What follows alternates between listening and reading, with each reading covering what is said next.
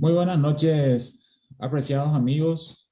Sean ustedes muy bienvenidos de nuevo a este encuentro casi bimensual que vamos teniendo. Noche fría, por cierto. Espero que todos se encuentren sanos y bien y los que están un poco delicados de salud lo puedan sobrellevar bien en esta situación. Soy el doctor Jesús Falcón, voy a ser el anfitrión durante esta noche. Voy a acompañarlos para colaborar con los disertantes que van a acompañarnos el día de hoy. Bueno, nuestra cita hoy se va a centrar sobre la salud mental del personal sanitario en el contexto de pandemia.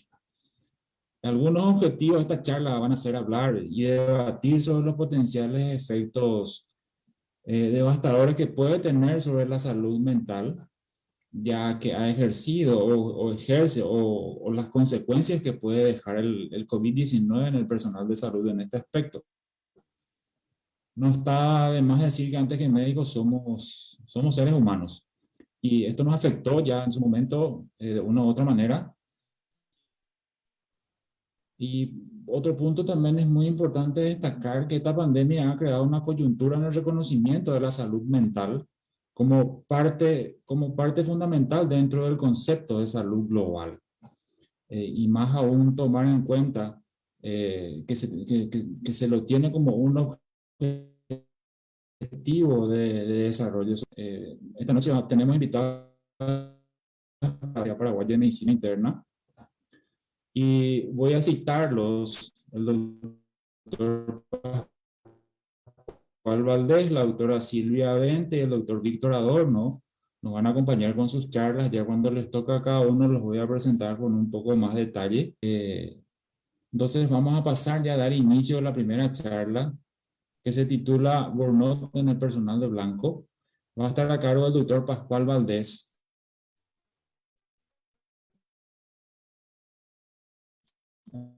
general y familiar y geriatría y gerontología, también medicina en emergencias.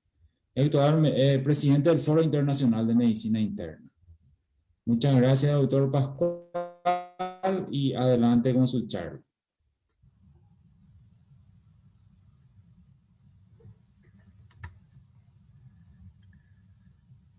Hola, un saludo a todos los participantes y un agradecimiento en el mío personal de la Sociedad Argentina de Medicina y del Foro Internacional de Medicina Interna a la Sociedad Paraguaya de Medicina Interna y en especial al doctor Hugo Celauro por esta invitación a esta jornada de salud ocupacional, un tema muy importante dentro de nuestra Sociedad de Medicina Interna y que lo tenemos un poquito descuidado en realidad. Por lo tanto, celebro esta iniciativa desde la medicina interna. El tema que me toca hablar es aspectos clínicos y epidemiológicos del burnout. Y primero vamos a definir salud ocupacional, una de las tantas definiciones.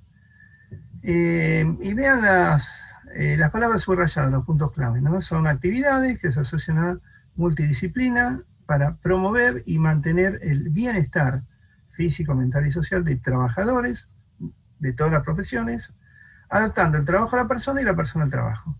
Esta definición es de ustedes, es de la revista Memorias de Asunción del año 2016 y autores del Departamento de Salud Pública de la Universidad Nacional de Asunción. Bueno, el problema que tenemos, el burnout es una enfermedad, son claros los criterios diagnósticos para el internista. Entonces, uno se pregunta, ¿esto tiene mucha relación con el burnout? Vean una sala de espera atestada de gente. Esto pueden ser los consultorios externos, donde uno dice, bueno, la patología es de un nivel de baja complejidad, pero esta presión del público hay que sostenerla, ¿eh? Y a la derecha vemos una escena en un departamento de urgencia, una persona, una profesional atendiendo a un paciente que viene con una tabla, personas con remera deportiva, aparentemente vienen de la cancha. Siempre que viene alguien de la cancha a una guardia, la situación es un poco tensa para los profesionales de la urgencia. Bueno, el burnout lo define Cristina Maslach como una forma inadecuada de afrontar el estrés crónico con los rasgos que uno conoce como las dimensiones del burnout: el cansancio emocional, la despersonalización y la desrealización personal o profesional. Y si uno dice que es una enfermedad, según la OMS, es una alteración o desvío del estado fisiológico en una o varias partes por causas generalmente conocidas, con síntomas y signos característicos y una evolución relativamente previsible. Bueno, cumple, burnout cumple. Pero recién en el año 2000 la OMS lo consideró un factor de riesgo laboral, pero nada más, factor de riesgo, no enfermedad.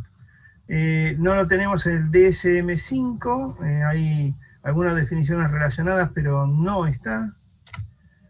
Pero en la Asamblea 72 de Ginebra del 2019 se lo consideró como enfermedad o síndrome de estar quemado.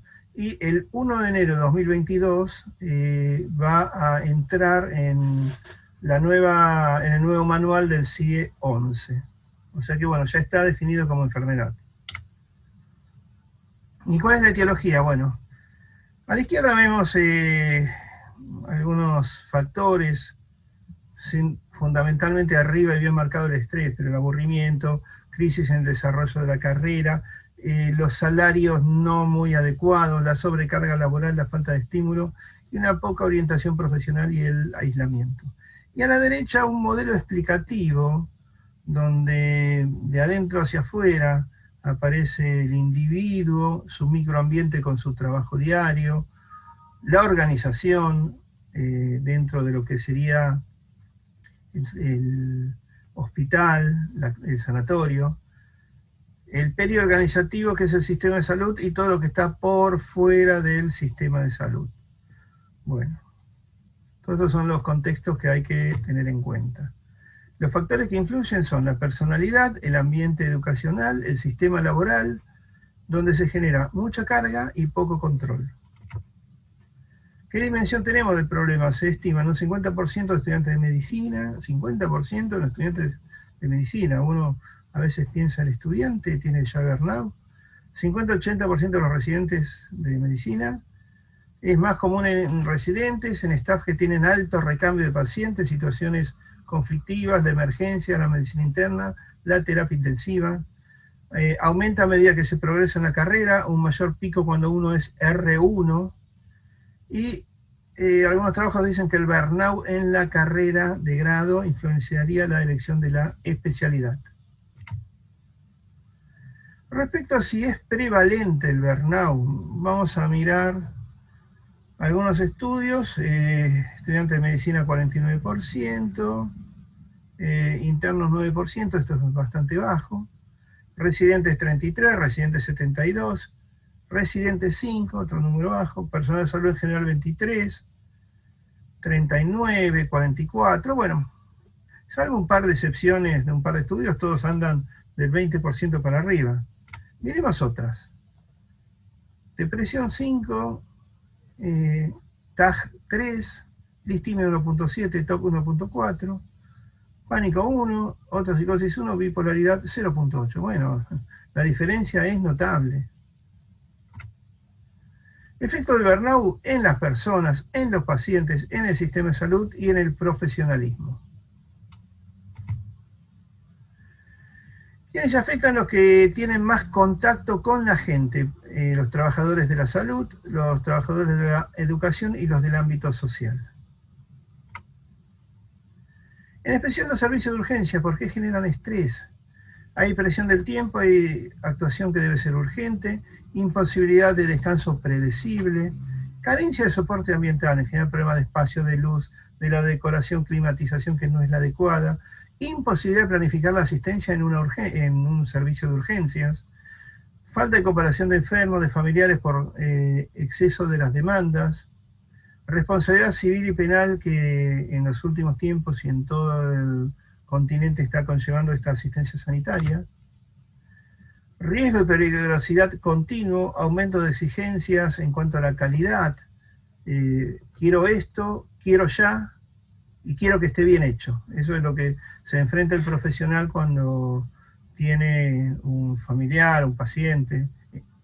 Continuo incremento de la presión social. Los pacientes se convierten en hipercríticos con la actuación del personal sanitario.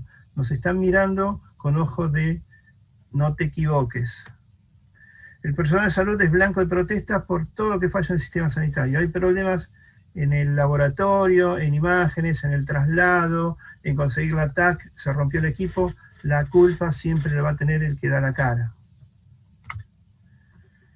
Y los síntomas de estrés los vamos a ver desde el punto de vista físico, mental, conductual y emocional. Algunos físicos, astenia, cefalea, insomnio, etc.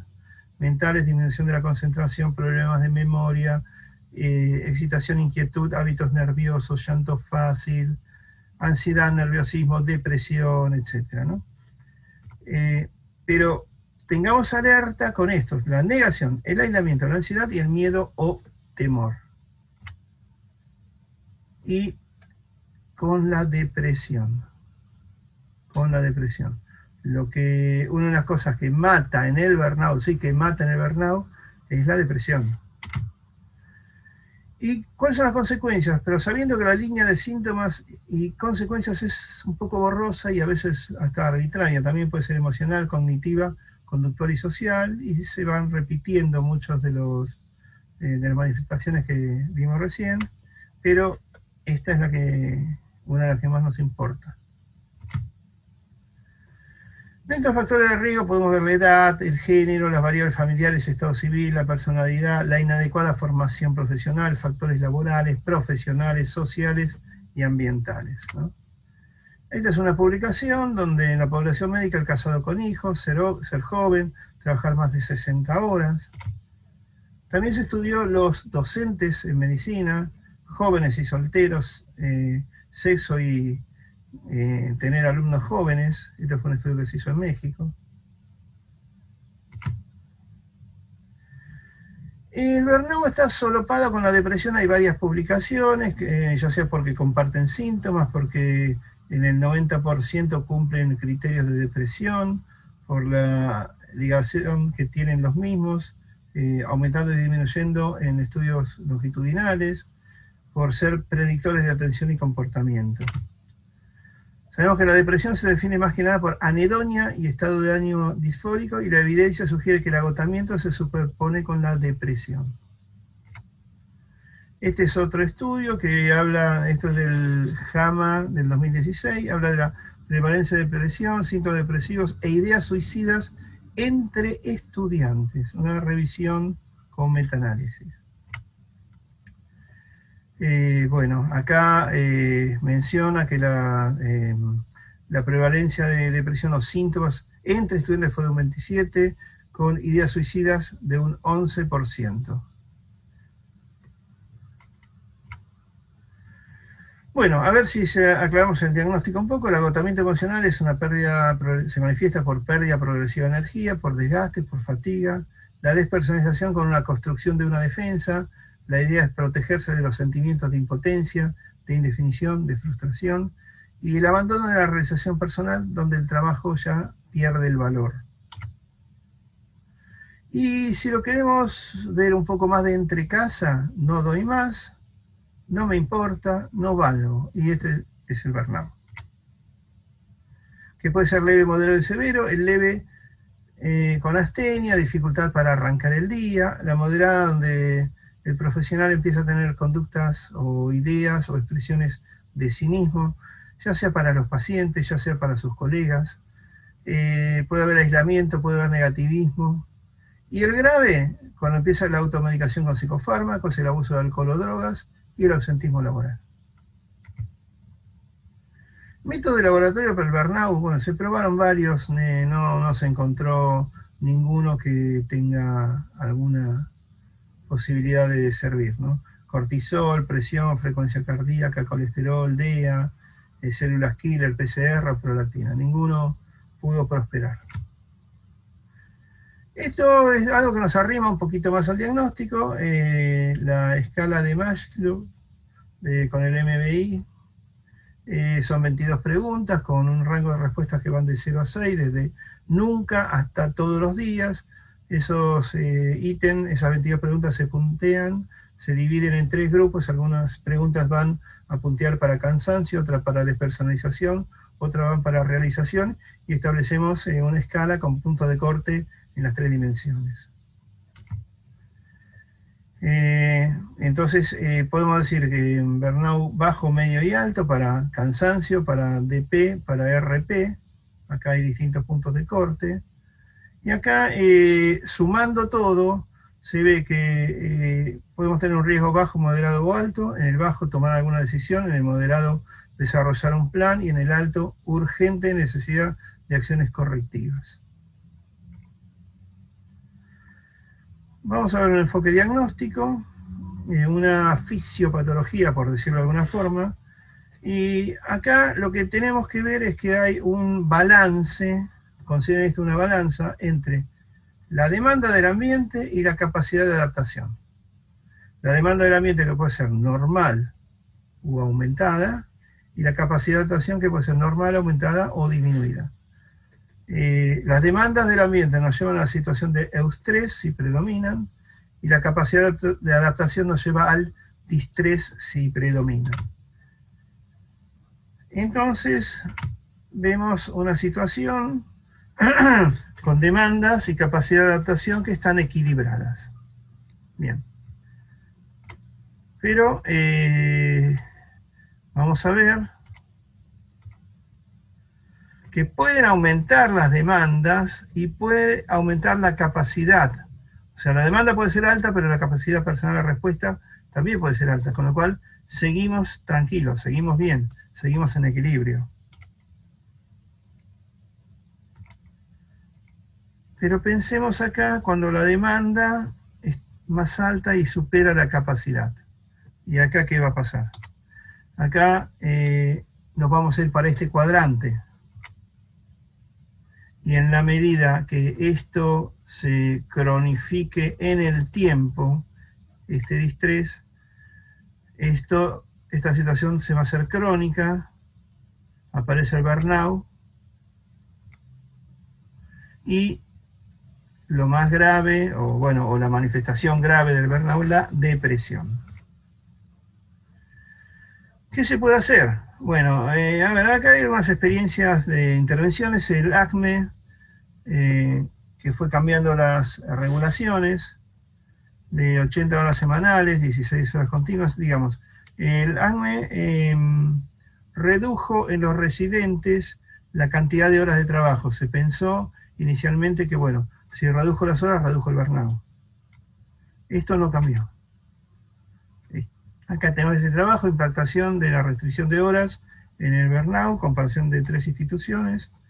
Bueno, para no aburrirlos con estos números, vamos a ver los resultados, el p-valor, acá a la derecha. Estadísticamente no significativo para todas las variables investigadas. Reducir las horas de trabajo solamente no alcanza. Otras intervenciones para reducir las consecuencias del estrés, intervenciones para promover satisfacciones laborales y profesionalismo, son otras investigaciones realizadas. Algunas se centraron en la comunicación en grupos focales, estudio de casos clínicos, roleplay y simulación. Algunos con la comunicación, enseñando destrezas de comunicación. Acá tenemos intervenciones para prevenir y reducir el burnout, revisión y metaanálisis, esto es del Lancet del 2016. Bueno, acá tenemos esta línea, cada una de las líneas horizontales son resultados de los estudios y están a favor o en contra de la intervención. La mayoría están tocando el punto medio, esto indica que en la revisión general no tenemos un elemento a favor de tal o cual intervención con resultados estadísticamente significativos. Bueno, acá tenemos un poco más de lo mismo, intervenciones controladas para reducir el burnout. Estamos en más de lo mismo acá. Algunas estrategias, esta es una publicación del Mayo Clinic Proceeding del 2017, estrategia de manejo del burnout. Una propuesta de esta publicación, implementar cambios organizacionales y que ayuden a los profesionales al recupero de la autonomía del control sobre el trabajo, aumento de distancias de contacto entre colegas de especialidad y con toda la comunidad hospitalaria, desarrollo de estrategias de alerta frente a caracteres personales que puedan facilitar el burnout, por ejemplo, el perfeccionismo, la rigidez o la baja autoestima. Esto es importante, la persona a veces no ve lo que le está pasando, no lo puede reconocer, es muy difícil el autodiagnóstico, pero los compañeros de trabajo sí lo pueden ver, con lo cual este punto es importante, ¿no? Y recuperar el sentido de placer del trabajo y el cuidado de otros. Bueno, estrategias, son lindas, bueno, hay que llevarlas a la práctica. Esta estrategia tiene que derivar en reuniones grupales, toma de decisiones, normativas, etcétera, ¿no?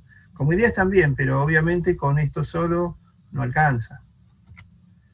Bueno, las conclusiones que el burnout es muy prevalente en la carrera médica, es multifactorial. La disminución de la carga horaria solamente es un aspecto a intervenir. La intervención personal combinada con medidas de la institución es más efectiva que una sola por separado. Y la comunicación médico-paciente y la comunicación entre pares juega un rol muy importante en la prevención del burnout, pero por el momento no ha sido muy explorada. Vamos a ver brevemente una investigación sobre burnout en los internistas latinoamericanos. Esto fue un estudio prepandémico. Intervinieron varios países de Latinoamérica, por Paraguay, los doctores Elauro y la doctora Torres. Contó con 1.390 respondedores. Paraguay aportó 73, fue el cuarto en Latinoamérica en aportar cantidad de profesionales. ¿Y con qué nos encontramos? La despersonalización tuvo una media de 10.3, excede el 9, que es el punto de corte según algunos trabajos en la literatura. La RP está en 35, esto nos sitúa en un desgaste medio, y el cansancio emocional está por arriba de 26, tenemos 29, o sea que concluimos que los internistas latinoamericanos en la prepandemia se sitúan en niveles altos de DP y CE y medios de realización profesional. ¿Qué encontramos como predictores en nuestra investigación? Encontramos que la menor edad se asocia a DP y a CE, que el género varón se asocia a DP y el femenino a CE, la cantidad de hijos se asocia a ambos, la cantidad de contactos diarios se asocia a CE, el maltrato laboral por superiores se asoció a los tres. Este fue, por decirlo de alguna forma, el peor. Que te traten mal en el hospital tus jefes es lo peor que te puede pasar para tener burnout. El hecho de estar en pareja se asoció a DP y a CE, al igual que las malas condiciones para dormir en el hospital y que la cantidad de horas de guardia semanales. Y después, para RP, también el hecho de no hacer muchos cursos, de no hacer investigaciones, se asoció a una desrealización profesional. Veamos qué pasó en el subgrupo de los internistas paraguayos. Acá arriba tenemos los resultados en Latinoamérica y abajo los resultados en el subgrupo de Paraguay. Entonces vemos que el puntaje de despersonalización fue algo superior en Paraguay. El RP fue algo menor en Paraguay.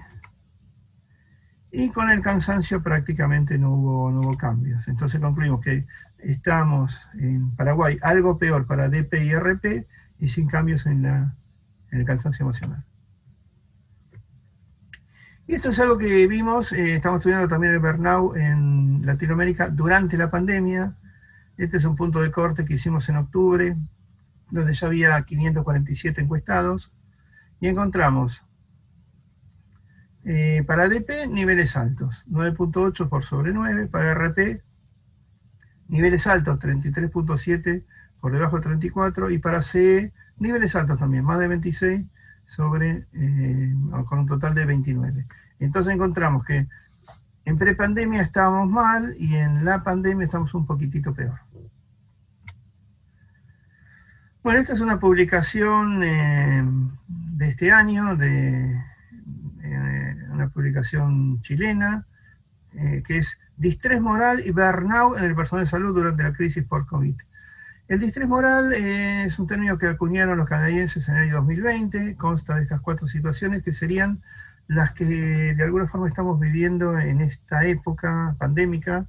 La persona cree que se está realizando un trabajo inadecuado o incorrecto, con escaso o nulo poder para cambiar la situación. El profesional cree tener los conocimientos o herramientas necesarias para enfrentar una determinada situación, pero no es escuchado o sus instrucciones no son atendidas. Los estándares profesionales de atención o entrega son imposibles de cumplir porque no tenemos los recursos. Y a su vez hay numerosas y repetidas experiencias de malestar que acumulan un residuo moral, como se llama en esta propuesta, que va a amplificar la respuesta negativa ante el próximo evento distresor. Bueno, seguiremos conversando, seguiremos tratando de reducir todos los estresores que colocan a los profesionales de salud en una situación desfavorable desde el punto de vista físico, psíquico, laboral, social, familiar. Bueno, los esperamos en el 5º Congreso del Foro Internacional de Medicina Interna en octubre de este año.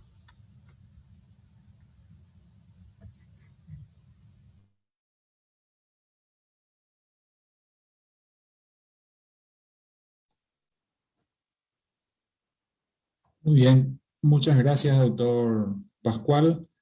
A los que están siguiendo la presentación a través de las páginas de la Sociedad Paraguaya de Medicina Interna por el Facebook, pueden hacer sus preguntas en el chat, que eso será trasladado a los ponentes. Bueno, continuamos con nuestra charla entonces seguidamente con el tema consecuencias neurológicas del burnout en el personal de blanco, a cargo de la doctora Silvia Bente. La doctora Silvia es especialista en medicina interna, especialista en neurología y presidenta actual de la Liga Paraguaya de Epilepsia. Buenas noches, doctora. Muchas gracias por acompañarnos y el auditorio es suyo. Buenas noches, doctor. Muchísimas gracias por la invitación a la Sociedad Paraguaya de Medicina Interna. ¿Me escuchan? Por favor, si me das el ok. Súper bien, doctora. Excelente. Bueno, y ahí ya estoy compartiendo la publicación. ¿Están viendo? Se ve muy bien. Genial. Bueno, me tocó hoy hablar de este tema que, a decir verdad, no es mi ámbito habitual de desempeño, pero me parece sumamente interesante. De hecho, algo que hoy en estos días debemos abordar con suma seriedad, aún más con la avalancha de información que estamos teniendo, consecuencia, bueno, de los estudios que se vienen realizando en las últimas décadas, específicamente en el área de las consecuencias neurológicas de esta condición. Y sencillamente para extender un poco lo que ya había comentado el doctor Pascual, quisiera también hacer un poquito de hincapié que el burnout o síndrome de quemado va a aparecer en este manual de clasificación de enfermedades de la última edición, aún como un factor que influye en el estado de salud o el contacto con los servicios de salud, es decir, dentro de los problemas asociados con el empleo o el desempleo. Es un estrés que no se ha gestionado de forma eficaz y que está relacionado al lugar de trabajo. Todavía no podemos considerarlo como una patología propiamente dicha, una enfermedad, sino más bien es un fenómeno que se denomina un fenómeno ocupacional, pero no por eso va a dejar de ser importante su detección y más que importante el abordaje preventivo de este fenómeno, ¿verdad? Se caracteriza, como ya decía el doctor, en 3 dimensiones que tienen una relación directa con el diagnóstico. La primera de ellas es la dimensión asociada al agotamiento, que es la que más refiere el individuo que está bajo condiciones de burnout.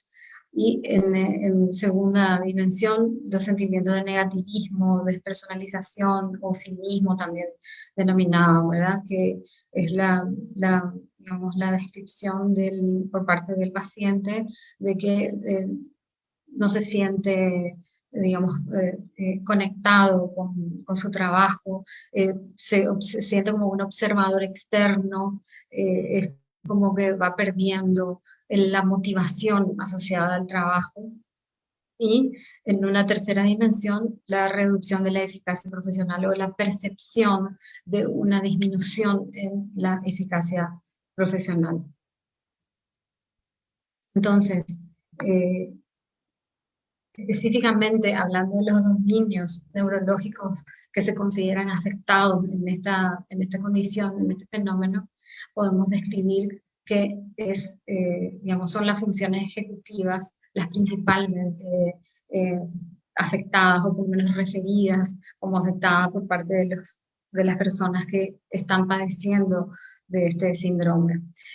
Las funciones ejecutivas entendidas como la actualización, la capacidad del individuo de ir actualizando, de ir formando nueva información, la fluencia, la capacidad de dar una respuesta, la flexibilidad ante el cambio en una determinada situación, la inhibición de digamos, de la información que no es necesaria al momento de la toma de decisiones, por ejemplo. También la capacidad de programación ante una situación dada y, por supuesto, esto que decíamos de la memoria del trabajo, que es una memoria que nos da la capacidad de tener múltiples actividades durante el trabajo. En otro de los dominios afectados, las habilidades visoespaciales más recientemente descritas en algunos de los trabajos y el procesamiento automático. Dentro de los cambios estructurales que se describen, aquí abajo pueden ver la cita de cada uno de los trabajos en los que se hizo esta evaluación. Se describe la desconexión entre la amígdala y la corteza prefrontal medial. También se describe la alteración en el eje hipófiso hipotálamo adrenal, con la reducción de receptores serotoninérgicos en el córtex cingulado anterior, en la ínsula y en el hipocampo.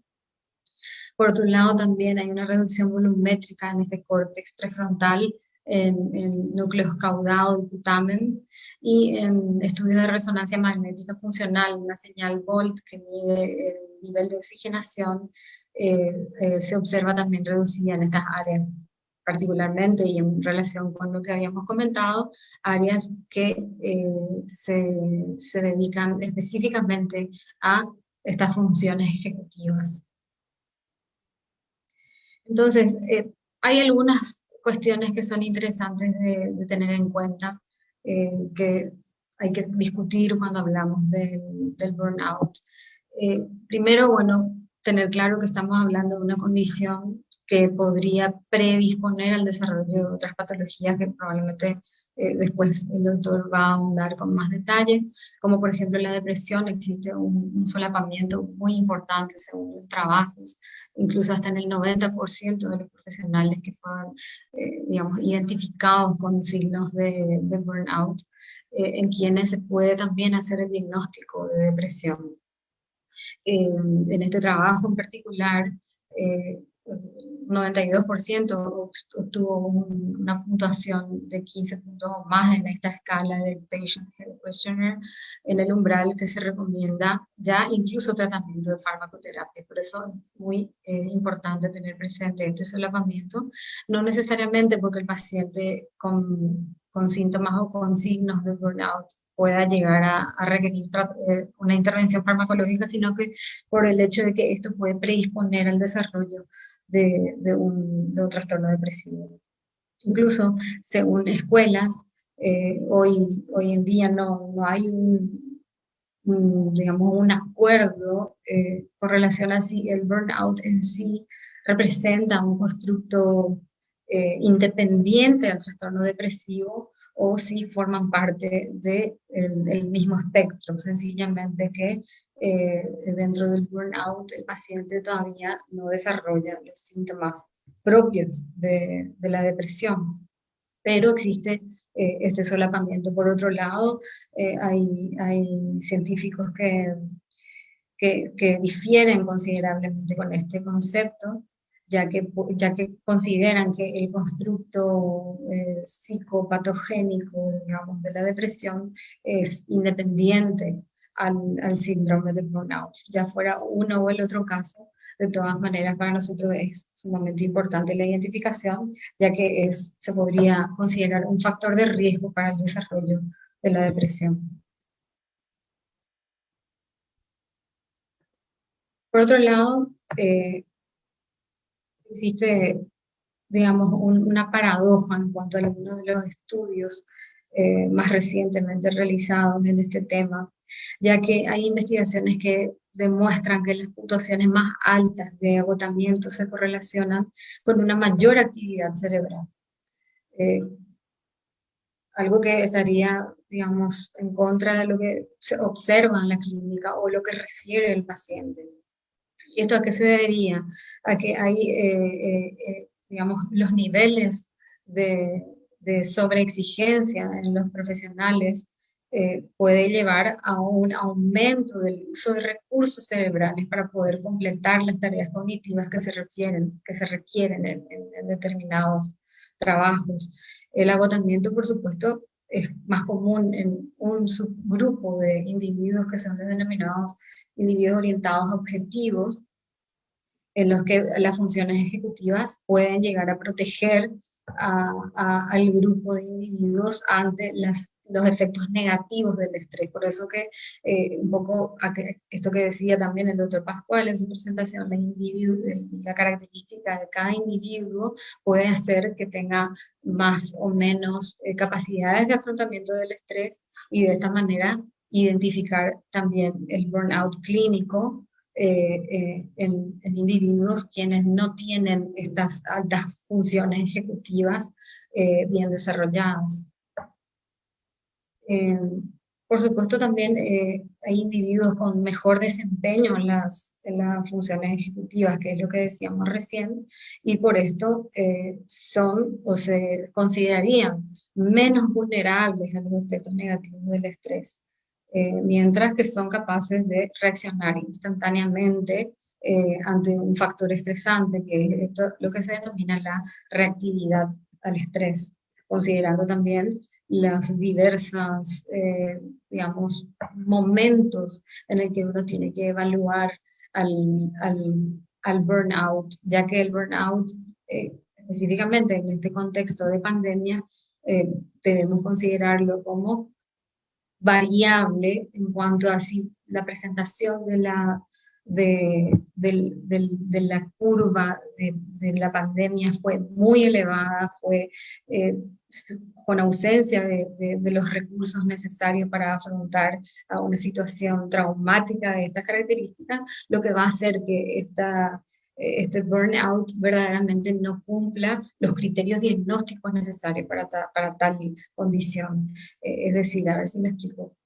El burnout podría verse cuando el estrés se cronifica, ¿sí? Entonces el profesional de blanco está sometido a una sobrecarga laboral ante la presencia de recursos limitados, por supuesto, turnos más largos, como describe aquí, alteraciones en el patrón de sueño, y que se va cronificando en la medida que va pasando los meses. Ahí podríamos ver un patrón más característico de burnout, si tenemos una curva de modificación del trabajo muy aguda, muy elevada en cuanto al inicio de este fenómeno, entonces no necesariamente se va a observar un cuadro compatible con el síndrome de burnout, sino con otros tipos de alteraciones también en el orden de los trastornos psiquiátricos, como por ejemplo el trastorno por estrés agudo o incluso el trastorno por estrés postraumático. Específicamente en este caso, el estrés traumático secundario, que es lo que se cree que tendría mejor cabida en este contexto de pandemia. Y bueno, por supuesto que cuando hablamos de una cronicidad en la exposición a este ambiente de sobrecarga laboral, y en estas condiciones, el síndrome del quemado. También otras condiciones como la fatiga por compasión, por ejemplo, que se describen en el contexto de este espectro de patologías que se pueden observar en la pandemia particularmente. Bueno, por supuesto, como dice aquí, se puede considerar un evento traumático masivo. El alcance global, así como el impacto debilitador en los aspectos de la sociedad, se sienten y por supuesto se magnifican de alguna manera ante la mayor accesibilidad y exposición pública de la información, de las redes sociales, internet, la sobrecarga de información que existe con respecto al tema y muchas veces la mala información, ¿verdad? Esta exposición masiva va a tener un impacto que probablemente será sin precedentes. Todavía estamos viendo el desarrollo de la misma, no podemos hablar sobre certezas. Entonces, continuando un poco en lo que sería el burnout en el contexto de la pandemia, hay algunos trabajos que han mostrado resultados contradictorios, digamos, con respecto a cómo se dio, cómo se dan estos números y esta prevalencia en los pacientes, perdón, en los profesionales que tuvieron a cargo el afrontamiento en primera línea de esta situación de avalancha de pacientes que llegaban a los servicios. Y específicamente en Wuhan, ahí mismo donde se generó esto, se hizo una comparación de la frecuencia de médicos en un servicio de oncología que trabajaban de manera habitual en comparación con médicos o profesionales de blanco en la primera línea durante el año pasado de la pandemia COVID-19, y los hallazgos fueron inesperados, ya que se observó que había una frecuencia de burnout significativamente menor entre los trabajadores de primera línea en relación con los otros trabajadores que aparentemente se encontraban en su nivel habitual de trabajo. Y finalmente el trabajo concluye que pudo haberse debido a que en la primera línea hay una mayor sensación de control de la situación, hay un trabajo que se considera en equipo, hay como más motivación, hay más apoyo por parte de los jefes en cuanto a la conducta que se va a ir tomando, y también este contexto de medicina de guerra que de alguna manera hizo que, como se observa acá arriba en el gráfico de la derecha, que ciertos factores que se consideran protectores, como mencionaba el doctor, como por ejemplo la resiliencia, la capacidad de adaptación de este personal ante la situación, se vieran hipertrofiados, y de esta manera se contenga de alguna manera el impacto en la salud de estas personas, por supuesto, asumiendo que los otros factores protectores, la expertise de los profesionales, la flexibilidad psicológica, que es lo que decíamos, de las capacidades mentales, de las funciones ejecutivas, y también el apoyo social, que es fundamental al momento de la prevención del desarrollo del burnout. Entonces, finalizando un poquito aquí lo que me corresponde a mí, quería nada más hacer hincapié que es sumamente importante que el abordaje sea siempre preventivo cuando hablamos del síndrome de burnout, y para esto se recomienda que los establecimientos de salud satisfagan las necesidades fisiológicas fundamentales de los profesionales, ya desde lo básico, como es la nutrición, el cumplimiento de las rotaciones, la limitación en el exceso de trabajo. Y por supuesto, estos profesionales deben sentirse garantizados en la provisión de los equipos de protección, eso es más que fundamental, y acompañando a estos factores debe ser proporcionado también apoyo psicológico. Este apoyo psicológico debe darse en un ambiente cómodo, debe ser fácil, accesible para el profesional, y debe ser en el contexto de una terapia cognitivo-conductual centrada en traumas, sesiones múltiples, no únicas, para que esto tenga un mejor beneficio. Y, por supuesto, la detección temprana de condiciones acompañantes, trastorno de ansiedad, trastorno depresivo, síndrome de estrés postraumático, además que puedan llegar a requerir una intervención farmacológica en determinados pacientes. Y esto sería todo. Muchas gracias.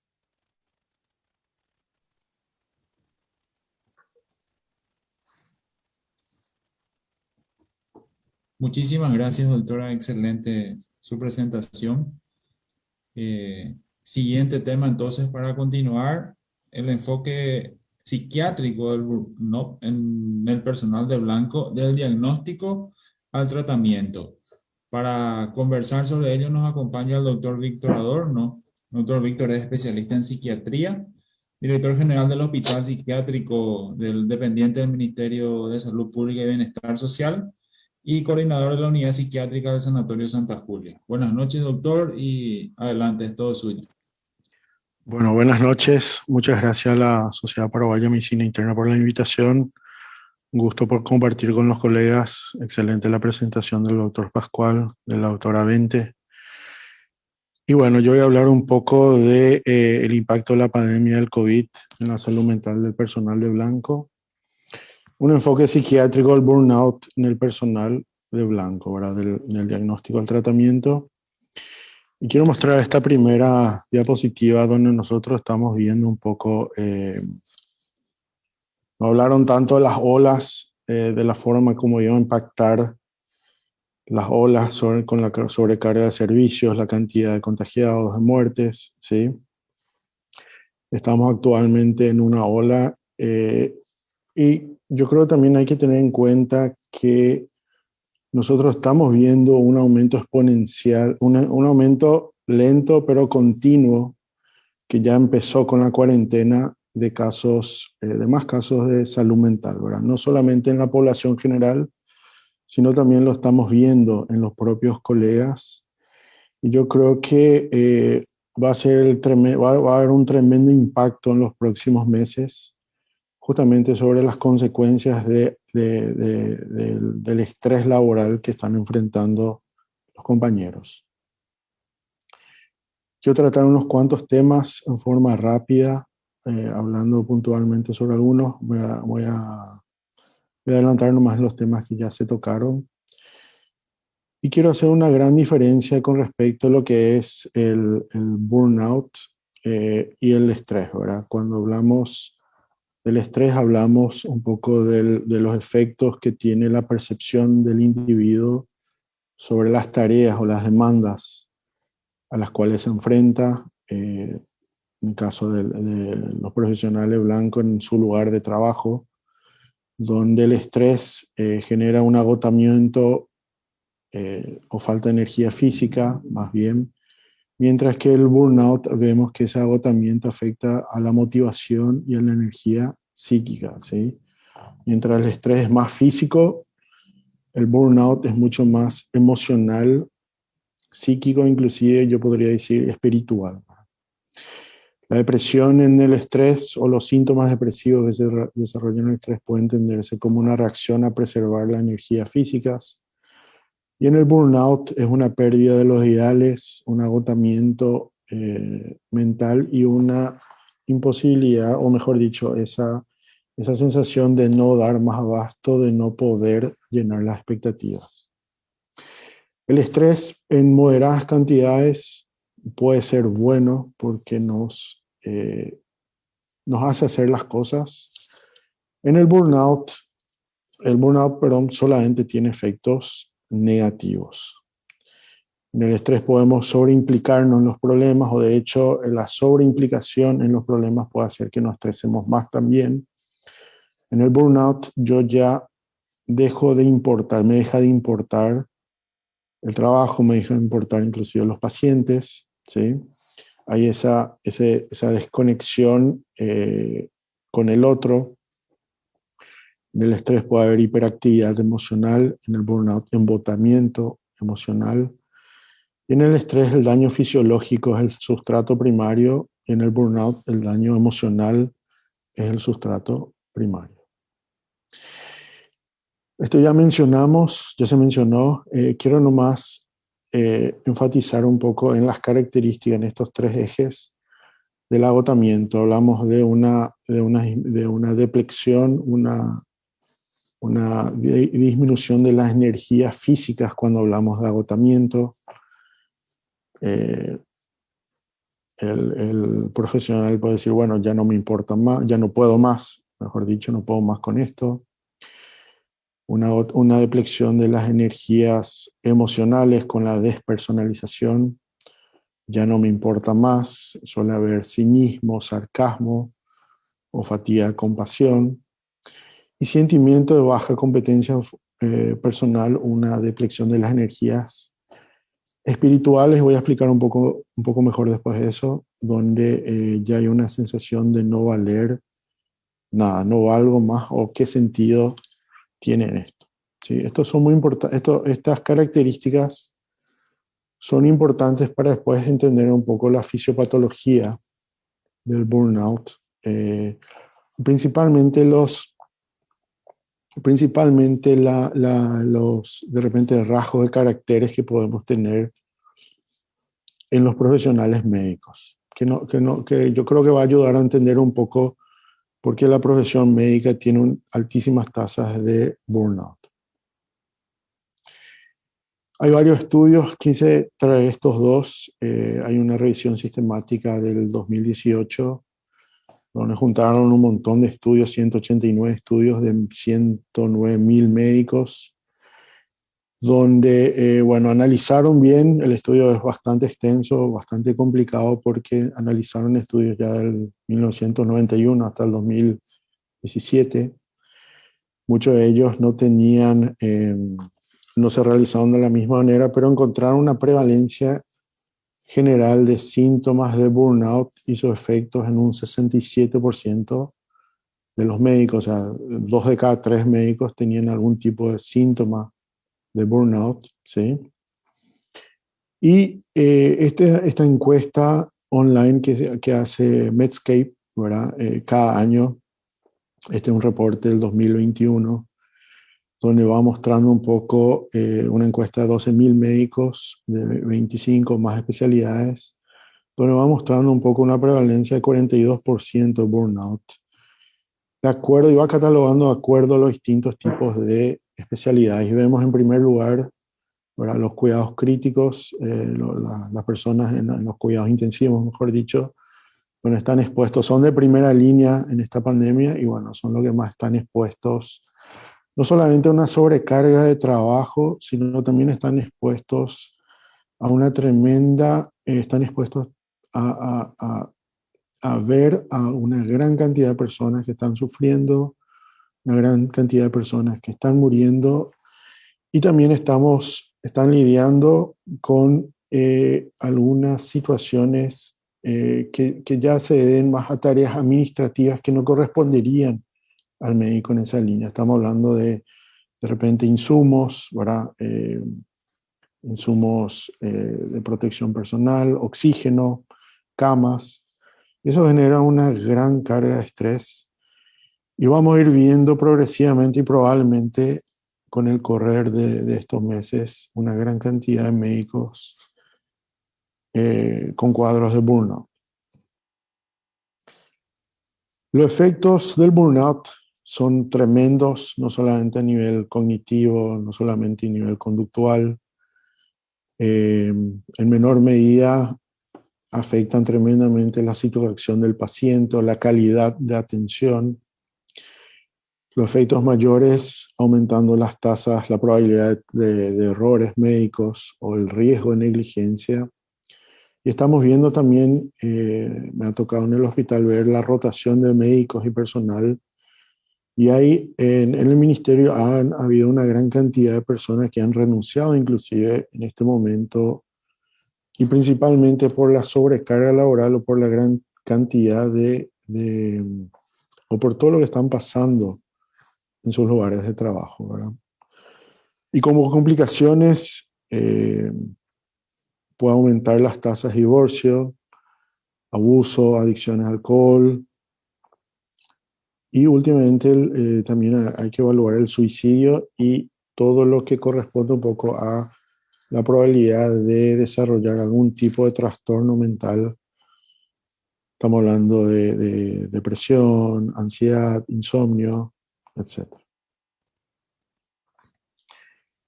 En cuanto a la fisiopatología, muchas veces los propios colegas utilizan como una referencia, una metáfora el hecho de que, bueno, ya se me acabaron las pilas, ya no tengo más energías. Y podemos decir que es una referencia incorrecta porque generalmente cuando un aparato electrónico, un juguete, por ejemplo, se queda sin las pilas, deja de funcionar, ¿verdad? Y el médico nunca deja de funcionar. El médico siempre está trabajando a pesar de que tiene pocas pilas. Entonces, quiero que consideren un poco, quiero que tengan en cuenta un poco esto en términos de como una cuenta bancaria de energía, ¿sí? O una cuenta de energía que puede estar un poco más llena, un poco más vacía, ¿verdad? O inclusive puede estar en negativo. Si ustedes saben que las cuentas bancarias, o podés sacar más plata de saldo que tenés, podés quedar en saldo negativo, igual sigue funcionando, te cobran nomás unas tasas, pero igual siguen funcionando. Y digámosle, podemos relacionar de la misma manera con lo que es la actividad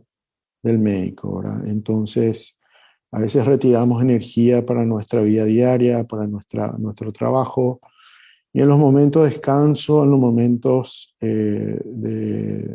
fuera del ámbito laboral es donde recargamos las pilas y volvemos al equilibrio, ¿verdad? El agotamiento ocurre cuando estamos en un saldo negativo en forma constante, ¿verdad? Entonces, hay que pensarlo que tenemos una cuenta de energía física donde nosotros hacemos depósitos de energía cuando descansamos en forma, dormimos bien, cuando hacemos actividad física, tenemos una buena nutrición, ¿sí? Y que es algo que no hemos aprendido adecuadamente en nuestros lugares de trabajo, ¿sí? En nuestro entrenamiento médico, pero no sé si está bien esto, nuestro entrenamiento médico muchas veces no nos enseña todas estas cosas. La cuenta de energía emocional, uno deposita energía cuando mantiene relaciones saludables con las personas que ama, con los amigos, con los familiares en forma inmediata. Y acá es importante recargarse para tener la energía necesaria para estar disponible emocionalmente para los pacientes, para los colegas, los compañeros de trabajo, los familiares y amigos. Y tenemos una cuenta de energía espiritual, llamámosle en ese sentido, pero no por sentidos religiosos, por el sentido de propósito que nos da la carrera, ¿sí?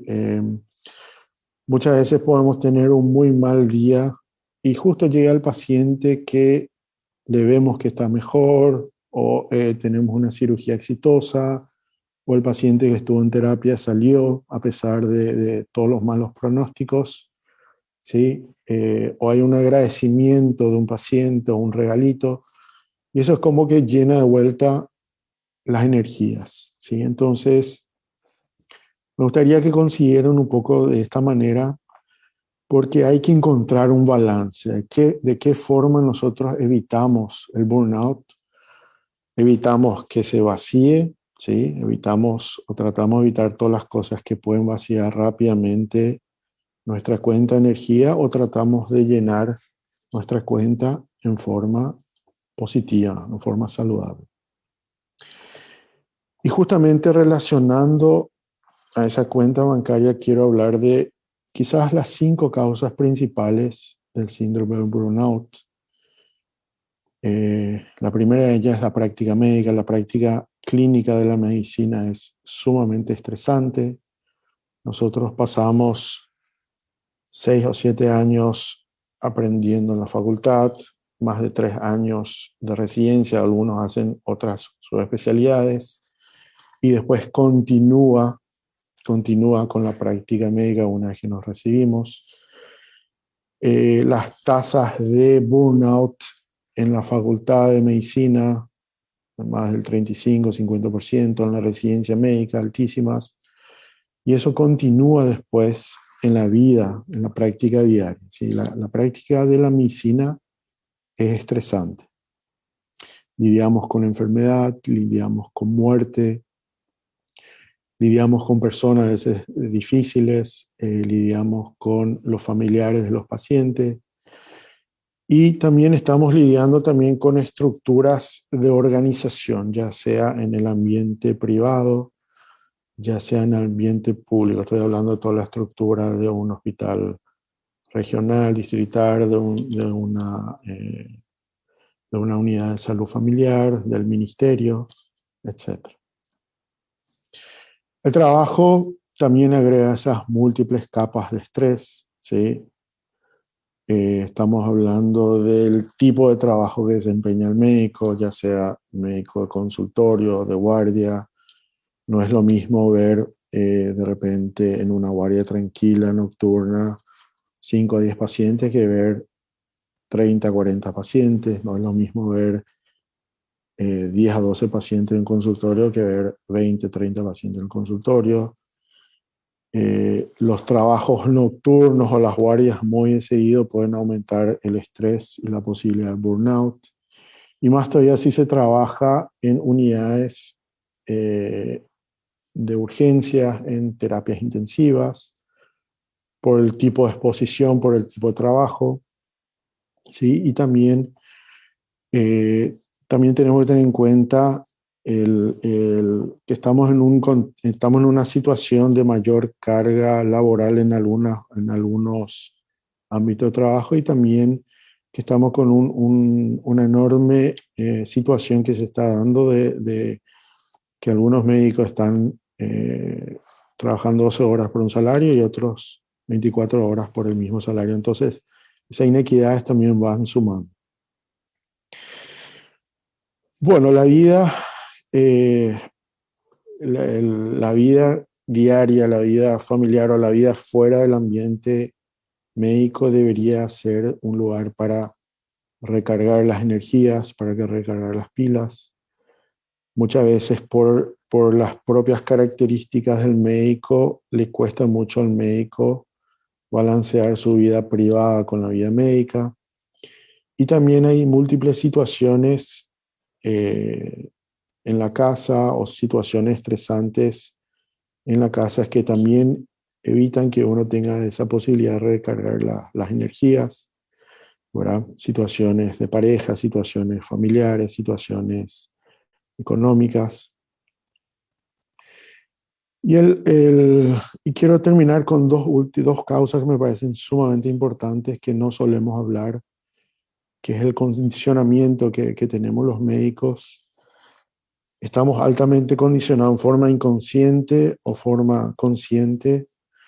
Principalmente hemos aprendido ciertas habilidades de afrontamiento que se convierten después en nuestros mecanismos de supervivencia, ¿verdad? Ciertas formas de ver las situaciones, ciertas formas de manejar las situaciones, y donde podemos ver en la práctica del consultorio y de acuerdo al tipo de colega que vemos, podemos ver ciertas características, ¿verdad? El trabajador obsesivo, el workaholic, que cuando se plantea un problema, una situación difícil, ve como una solución trabajar más, ¿sí? Una característica de superhéroe, ¿verdad? Ante un problema, una situación, ¿verdad? Lo carga todo sobre sus hombros y él es el que lo va a solucionar, o él tiene que solucionar problemas de todos los demás, ¿verdad? El llanero solitario que por sí solo tiene que manejar todos los problemas de su trabajo o todos los problemas en un cargo de liderazgo, ¿sí? No permite delegar y bueno, eso también puede ayudar un poco a que pueda desarrollar algún tipo de burnout más adelante. Y el perfeccionista que cuida hasta los últimos detalles, ¿verdad? Y nunca termina de aceptar finalmente su trabajo y también exige a los demás, tiene altos niveles de exigencia con los demás. Todos estos tipos de condicionamiento pueden servir bastante en un nivel, en un ambiente de facultad o un ambiente de residencia, o hasta cierto punto, pero posteriormente en la vida profesional eso trae tremendos problemas, ¿verdad? Y también nos han enseñado, tenemos como dos directivas principales. Una un poco más consciente, que nos han enseñado que el paciente es lo primero, ¿sí? Y muchas veces cuesta que los colegas apaguen un poco el interruptor cuando salen fuera del ambiente laboral y van a su casa y dejan de pensar en sus pacientes. O sea, no dejan, no permiten que fuera del ambiente laboral que él mismo o ella misma se convierta en lo primero y le dé prioridad a sí mismo, ¿verdad? Y algo un poco más inconsciente que se nos ha metido en la cabeza es nunca mostrar debilidad, ¿verdad? A pesar de estar agotado, a pesar de estar quemado, continuar, ¿verdad? A pesar de ver 50 pacientes, continuar. A pesar de haber tenido una tragedia familiar, hay que continuar, ¿verdad? Y estas características, estos rasgos de caracteres y de repente estas directivas que están tan metidas en nuestro chip, evitan lo que es la autoconciencia, el autocuidado, y muchas veces bloquea el impulso de pedir ayuda, ¿verdad? O sea, yo puedo solo o yo voy a manejar esto solo, ¿verdad? Y es donde las tasas de consumos de alcohol o de sustancias, la automedicación aumentan tremendamente entre los colegas. Y por último, también lo que es el liderazgo en el puesto de trabajo. Hay una frase, todos la conocen, que la gente no renuncia a la empresa, las empresas renuncian a los malos jefes. Y últimamente se sabe que la satisfacción laboral y los niveles de estrés se ven fuertemente afectados por las habilidades de liderazgo del jefe inmediato, ¿sí? Y muchas veces nos toca lidiar con liderazgos difíciles, liderazgos autoritarios, liderazgos que de repente no dan directivas claras, y eso genera un tremendo agotamiento, un tremendo estrés en los profesionales. El diagnóstico, como ustedes saben, como mencionó el doctor Pascual, como mencionó la doctora Silvia, la OMS a partir de enero 2022 lo va a contemplar dentro de su clasificación de enfermedades, así como un síndrome de desgaste ocupacional, manteniendo estos tres ejes, ¿verdad? La falta de energía, agotamiento, el aumento de la distancia mental con respecto al trabajo, que sería la despersonalización, y la eficacia profesional reducida. El diagnóstico se tiene que hacer con una evaluación clínica, lo puede hacer un médico laboralista, lo puede hacer cualquier médico, puede necesitar una evaluación psiquiátrica y psicológica principalmente para detectar algún tipo de trastorno mental acompañante. Podemos aplicar una serie de inventarios, el inventario Maslach, el BSI, el Burnout Screening Inventory, que es mucho más corto, de 10 preguntas. Y cuando hacemos el diagnóstico, sí, y yo creo que ahí hay que enfatizar también el tema de cuando se hace la evaluación psiquiátrica, no es solamente detectar síntomas y detectar un trastorno mental acompañante que acompaña, sino también ver los rasgos de personalidad que pueden tener los médicos, ¿sí? Y ver si hay que trabajar sobre esos rasgos de personalidad, porque muchas veces yo puedo disminuir la carga de estrés con la medicación, con un reposo, pero no voy a terminar de corregir la forma en que el médico encara las situaciones de la vida diaria. Y a veces ahí es donde tenemos que identificar, ¿verdad?, qué tipo de personalidad o qué recursos de personalidad tiene la persona para enfrentar a las situaciones de estrés. El tratamiento, si hablamos de burnout nada más, estamos hablando de pueden ser medidas de prevención del desgaste personal o medidas organizativas para prevenir el burnout. Estamos hablando de entrenamiento, autoconciencia, atención plena, el mindfulness. Tratar de lograr, en última instancia, un equilibrio entre la vida laboral y los límites saludables entre las áreas de la vida laboral y no laboral, o sea, aprender a decir no también. Reducir el estrés mediante algo que no nos enseñan en la facultad, es habilidades de liderazgo, ¿sí? Tratar de ejercer control siempre que sea posible sobre las horas de trabajo. Es un poco difícil, pero tratar de hacerlo y centrarse que sea posible en las actividades laborales. Tratar de centrarse siempre en lo posible en las actividades laborales que brindan el mayor significado, la mayor satisfacción. Las organizaciones, los hospitales, los centros de salud, etcétera, también tienen que tomar las medidas para prevenir el burnout en los médicos, declarar una intención organizacional de valorar, rastrear y apoyar el bienestar del médico, instituir un seguimiento regular del agotamiento de los médicos, o sea, detectar y después hacer el seguimiento, proporcionar tiempo y fondos para las reuniones de apoyo médico, capacitación en habilidades de liderazgo, apoyar la flexibilidad en las horas de trabajo o determinar algunos momentos del día para las pausas activas y crear programas específicos para apoyar a los médicos que sufren de agotamiento sintomático. Y acá es donde tenemos una gran falla a nivel de las instituciones. Uno de los principales motivos por el cual el médico no consulta o no quiere o tiene un poco de miedo, mejor dicho, tiene miedo de realizar una consulta psiquiátrica o psicológica, es principalmente por la discreción, ¿sí? Ahí es donde tenemos enormes problemas, ¿verdad? Cuesta mucho que un profesional se acerque, hay mucho miedo relacionado a tener algún tipo de ficha psiquiátrica o psicológica, la posibilidad de que esa información pueda ser divulgada o puede pasar de un lugar para otro, ¿sí?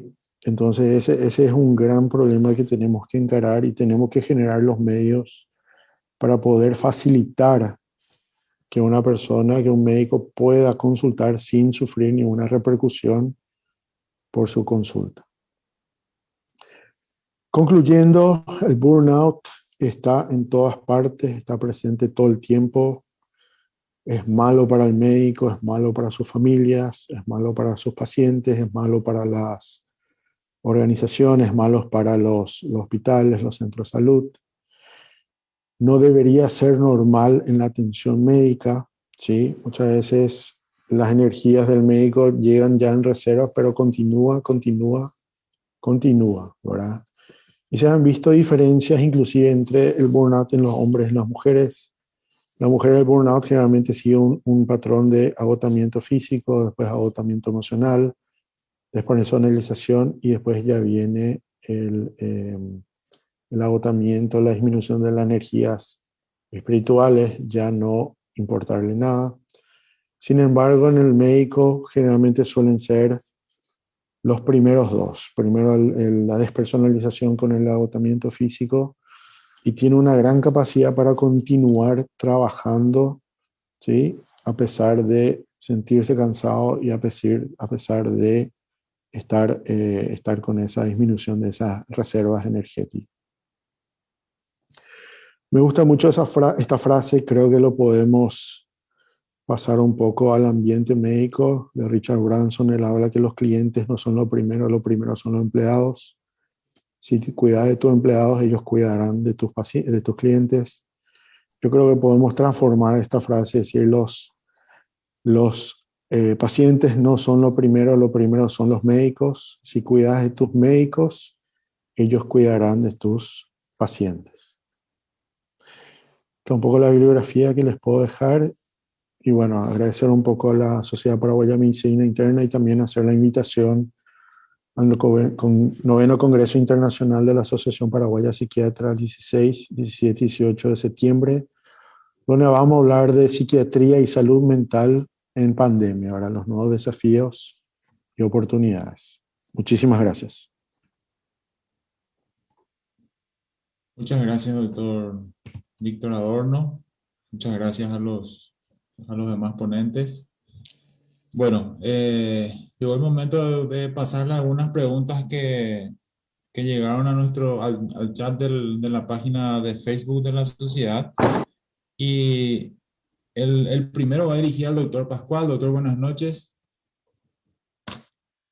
Dice, si el multiempleo y la satisfacción laboral escasa, también tomándolo como una dimensión de calidad de vida en el trabajo, y si eso podría ser como predictor para el desarrollo del síndrome de burnout.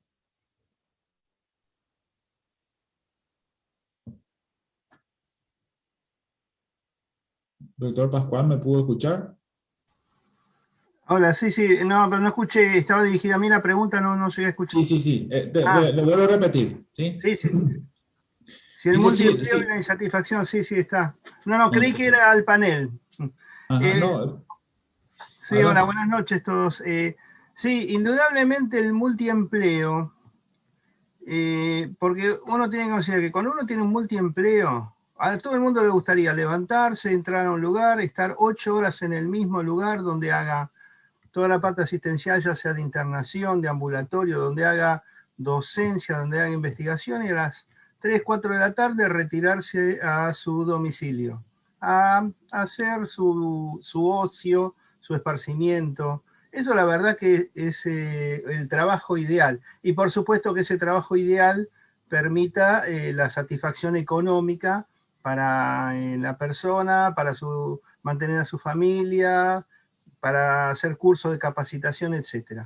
Ahora, cuando uno trabaja en la mañana en el hospital, se va corriendo porque a la tarde tiene que estar en un sanatorio, porque es staff de internación, y después se va corriendo a su consultorio, y después a la noche tiene que dar clase para la facultad, y al otro día se levanta temprano porque tiene guardia. Bueno, digamos, la respuesta es clarísima. El multiempleo es indudable que la propia necesidad del multiempleo es la que, digamos, se está generando el burnout. No es el multiempleo, el multiempleo es una consecuencia que está, por decirlo de alguna forma, a la altura del burnout. Y a su vez esa insatisfacción laboral que se está preguntando forma todo parte de las mismas medidas. Nosotros en este momento estamos llevando a cabo una investigación en un sector en Argentina sobre el multiempleo durante la pandemia. Encontramos que los profesionales de la salud en este momento tienen una media de 5.2 o 5.3 empleos. Esto significa que una persona va a 5 lugares en la semana y en algunos lugares va a hacer solamente un rato de consultorio, pero en otros hace una guardia, a veces hace 2 guardias. La realidad es que más allá del multiempleo, lo que se asocia a burnout es la cantidad de horas semanales de trabajo. Porque si uno está 100 horas, ¿por qué pasa? Uno dice, ¿cómo puede ser 100 horas? Hay gente que hace 5 guardias por semana en el mismo lugar. No es multiempleo, es en el mismo lugar. Tiene 120 horas de trabajo.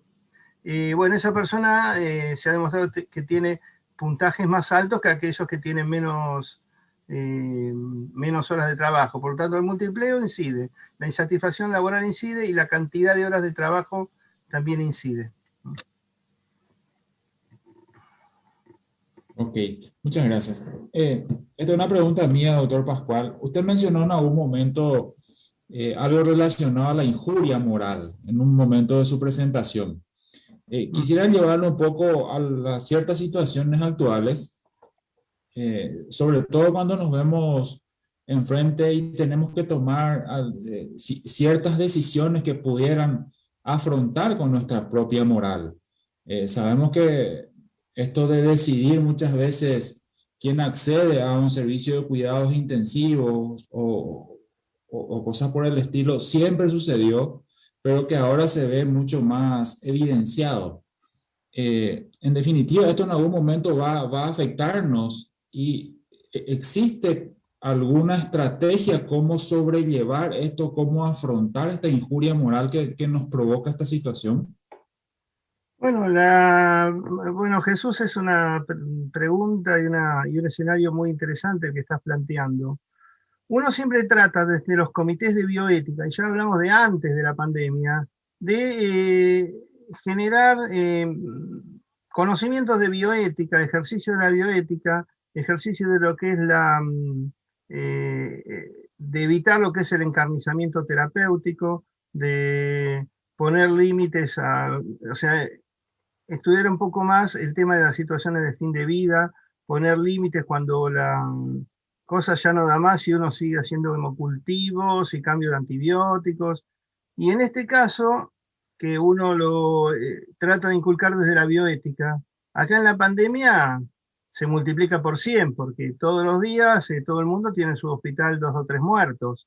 Y así como tiene 2 o 3 muertos en terapia intensiva o en la sala de clínica, también tiene gente que tiene que tomar la decisión de pasarlo a terapia o de intubarlo en la guardia, y sabiendo que puede no haber cama en terapia, o tenerlo desde la guardia y querer internarlo en clínica médica y no hay cama en clínica, o querer internarlo en la guardia y la guardia está completa. O sea, es muy complejo esto de que nos está pasando con la saturación de los servicios.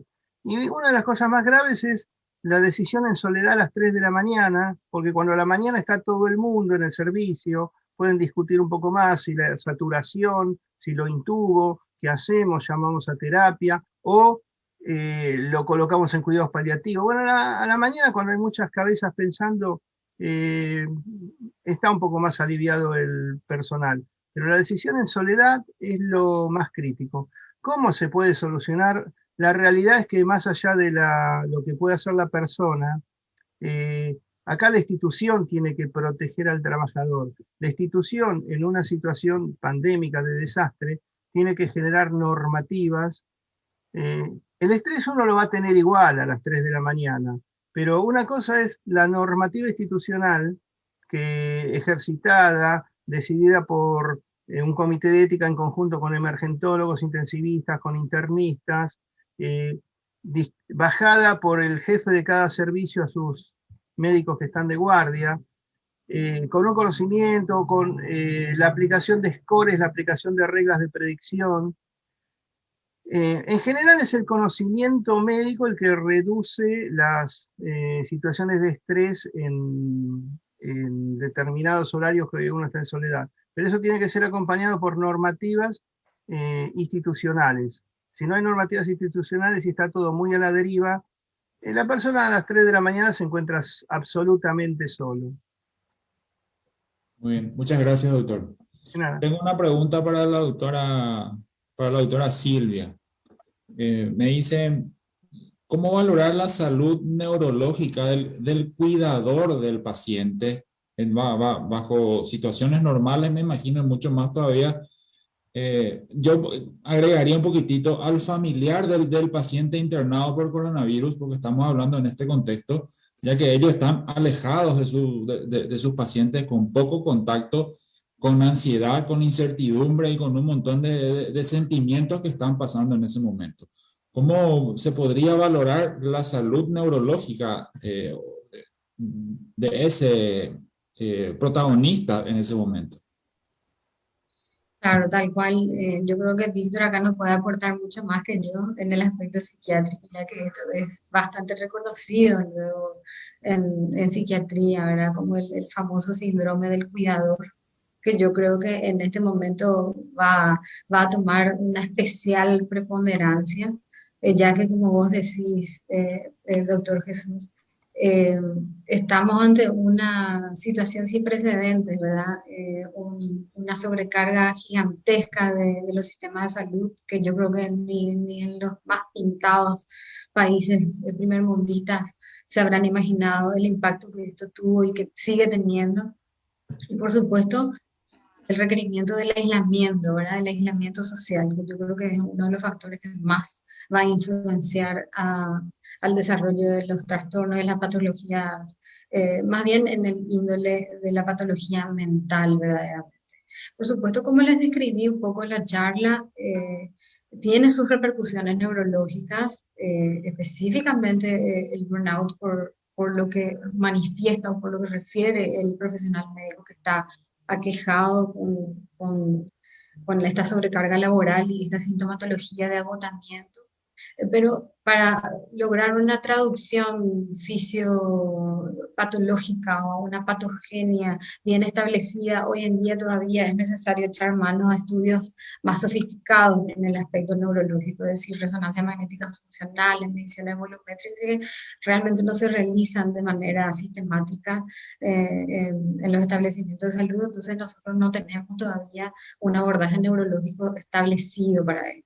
Más bien, hacemos un encare desde el punto de vista orgánico, de descarte de otras patologías y remitimos a los colegas especializados en el área. Doctor Adorno, no sé si me puedes ayudar acá. Sí, sí. Bueno, de hecho vamos a tener, como mencionaron los doctores, vamos a tener un impacto tremendo en la salud mental, no solamente los médicos, sino también de todas las personas que acompañan a sus pacientes durante la internación, todos los que están afuera. Hay que recordarse que, por lo menos a mí me toca ver en el consultorio, me han tocado ver familiares que acuden por una sensación tremenda, un impacto emocional tremendo, porque no han logrado despedir a su familiar. Imagínense, en esos momentos de la cuarentena no pudieron ni hacer un velorio, ¿verdad?, en forma, donde directamente ya se cerraba el cajón y se hacía el entierro. Entonces no permitieron una despedida tradicional, ¿verdad?, una despedida tradicional o un reconocimiento en vida a la persona. Un cansancio tremendo, ¿verdad?, por estar presente en esos lugares, una desesperación tremenda porque estamos viendo falta de insumos, no hay tales medicamentos, son medicamentos caros, la falta de camas de terapia. Imagínense el familiar desesperado pidiendo por una cama de terapia y no tiene idea de lo que son los procesos, los trámites burocráticos para acceder a una cama. No sé si le ha pasado, pero se está viendo en las redes sociales constantemente pidiendo camas o cómo pueden hacer para conseguir. No solamente entonces, esta pandemia no solamente va a afectar al personal médico de una forma tremenda, sino también vamos a ver a todas las personas que estuvieron internadas, que ya se están hablando de secuelas neuropsiquiátricas de la internación que van aumentando de acuerdo si hay algún tipo, a mayor tiempo de días de internación, a mayor tiempo de daño, o si hubo algún tipo de encefalopatía, peores resultados, peor pronóstico, ¿verdad?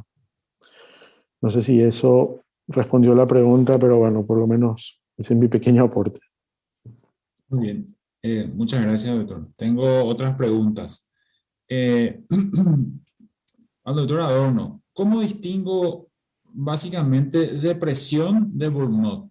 Y si el burnout es catalogado como una enfermedad, una entidad nosológica bien identificada.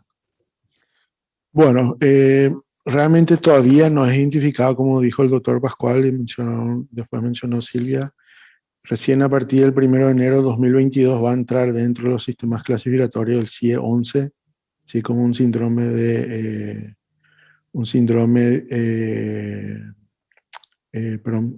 ocupacional, ¿verdad? Perdón, como un síndrome ocupacional. Ahí recién nosotros vamos a tener, ¿sí?, un síndrome de gasto ocupacional, perdón. Y acá sí tenemos que quedan los 3 ejes que mencionó Maslach, ¿verdad? Los sentimientos, falta de energía, agotamiento, aumento de la distancia mental con respecto al trabajo, que es la despersonalización y la eficacia profesional reducida. Burnout casi siempre se acompaña de altos niveles de ansiedad y síntomas depresivos, ¿sí? No necesariamente tiene que estar completamente depresivo, pero sí hemos visto, se ven muchísimos síntomas depresivos. Lo que yo creo que hay que preguntar muy bien es el tercer ítem, ¿verdad? Los sentimientos de baja competencia personal, que sí se ven en el burnout, ¿verdad? No sirvo para nada, no tiene sentido esto, ¿sí? Hay una pérdida de ideales de referencia, hay una pérdida de la motivación, ¿sí? Hay una disminución de la energía psíquica, ¿sí? Y generalmente un paciente con depresión, ¿verdad? Sin burnout, uno hace un tratamiento, le agrega un ansiolítico, le agrega un antidepresivo, corrige el sueño y puede ir mejorando rápidamente, ¿verdad? Pero con el burnout, nosotros si no le alejamos de la fuente de trabajo o del factor o disminuimos la carga de estrés, probablemente no vamos a ver, no vemos luego una mejoría inmediata, ¿sí? No vemos una mejoría inmediata y bueno, es mucho más difícil porque, bueno, a mí me ha tocado por lo menos en colegas cuando se ha detectado este burnout o hay un estrés laboral tremendo.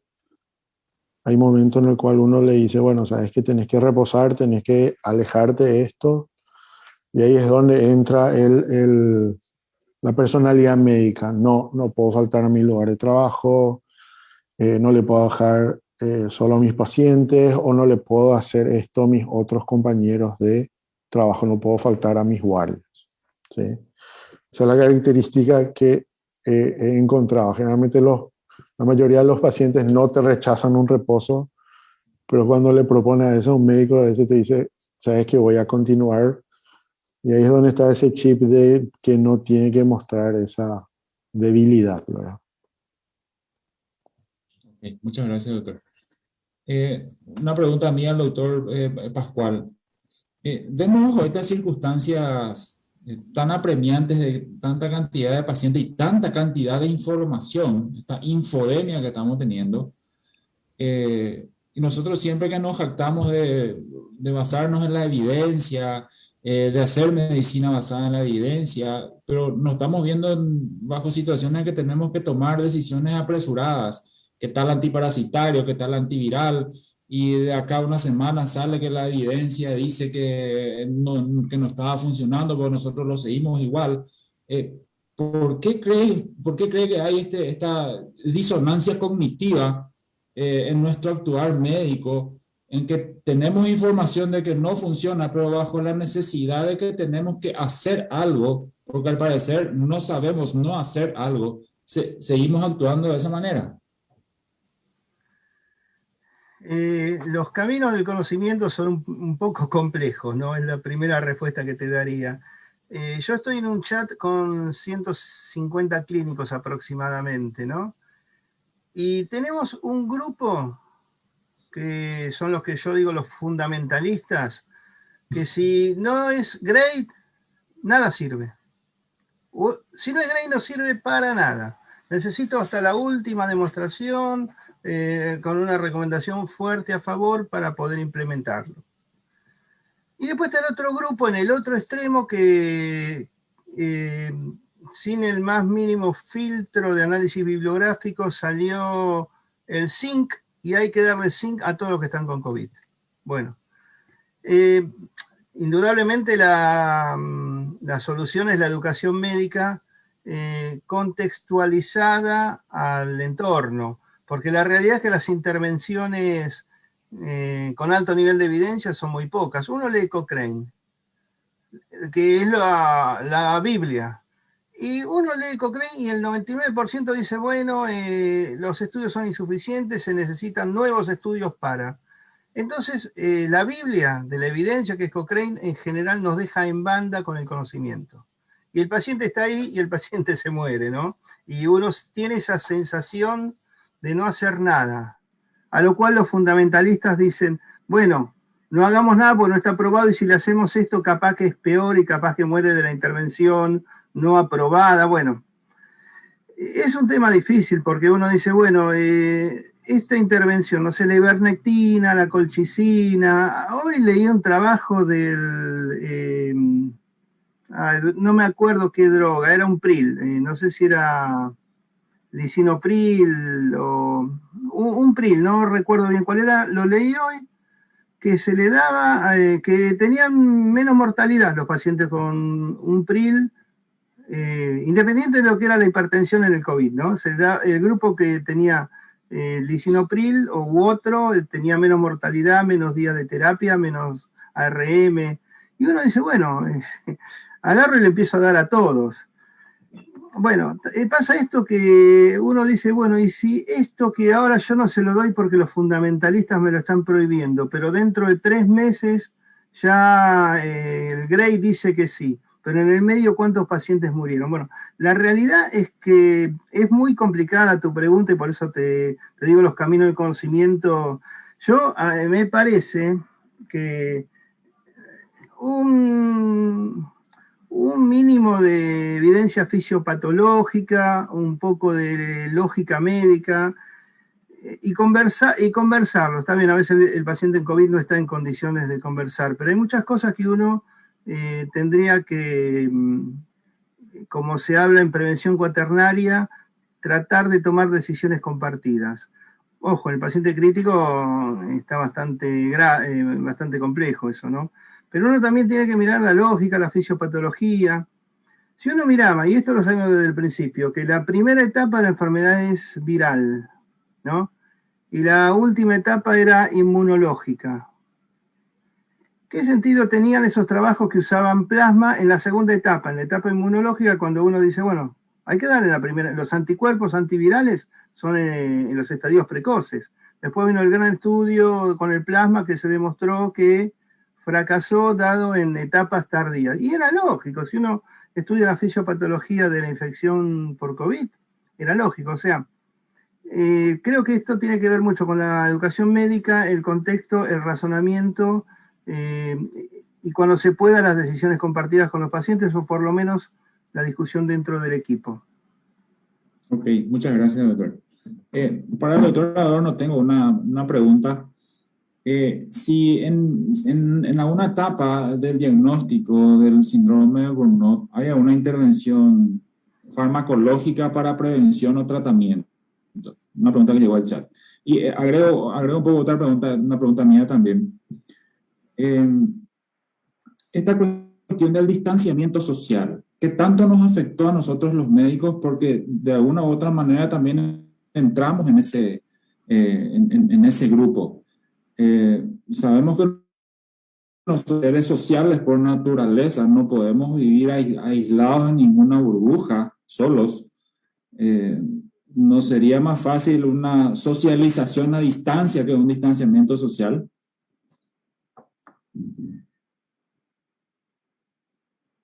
Micrófono, por favor. Micrófono, doctor. Bueno, con respecto a la primera pregunta, tratamiento farmacológico preventivo con algún tipo de medicación psiquiátrica, no hay nada como tal. Lo que sí podemos detectar cuando una persona de repente está ya con una cuestión, si la persona detecta a tiempo, está con un estrés laboral, ya está notando las consecuencias del estrés sobre su cuerpo, sobre su sueño, sobre su ánimo o sobre su angustia, su ansiedad, podemos empezar una medicación, un tratamiento para tratar de evitar llegar al burnout, o podemos recomendar medidas no farmacológicas, ¿verdad? Principalmente insistimos mucho con actividades recreativas, actividades físicas, sueño adecuado. El sueño adecuado tiene un efecto protector tremendo, ¿verdad? Y la actividad física, bueno, también. Entonces no hay nada así tipo preventivo. ¿En qué momento nosotros usamos fármacos? Y bueno, generalmente cuando ya el colega o la persona llega con un burnout, y hay otros trastornos asociados, ya hay un cuadro de ansiedad intenso, ya hay un cuadro depresivo intenso, ya hay muchos problemas para dormir, hay consumo o utilización inadecuada o abuso de sustancias para poder manejar esos malestares. Y con respecto yo creo que es una muy buena pregunta porque la cuarentena estricta, esos días de cuarentena estricta, después de las restricciones, al no permitir actividades de ocio, no permiten que uno recargue positivamente las energías. No sé si se acuerdan de esa cuenta bancaria energética, ¿verdad? No recargamos las energías haciendo actividades físicas, no recargamos las energías compartiendo con los amigos en asados, no recargamos las energías de repente en un paseo dominical. Entonces, yo creo que hay que ver de esa manera que las restricciones o la cuarentena o la no permitir la socialización o el distanciamiento social, lo que no permitió, aparte que los médicos no paramos, la mayoría de los médicos no pararon y te apuesto que muchos ni siquiera han tenido todavía vacaciones adecuadas. Aparte que no paramos, no hemos tenido esa posibilidad de recargar las energías. Y yo creo que eso contribuye mucho al exceso, al estrés laboral y al burnout. Muy bien, muchas gracias. Sumamente sí, doctor. Quería remarcar y reafirmar un concepto que dijo recién Víctor, ¿no? Con el tema de depresión, porque en realidad el burnout es devastador, pero también la depresión mata, se puede suicidar. Y bueno, de hecho que hemos visto algunas cifras con ideas suicidas, no todos llegan a concretarlo, pero algunos lo hacen. Entonces, depresión y burnout, bueno, ya vimos en un momento cómo se solapan, ¿no? Ahora, depresión como síntoma, depresión como manifestación, como complicación, como solapamiento, no importa, toda persona con burnout hay que investigar, hay que investigar la depresión.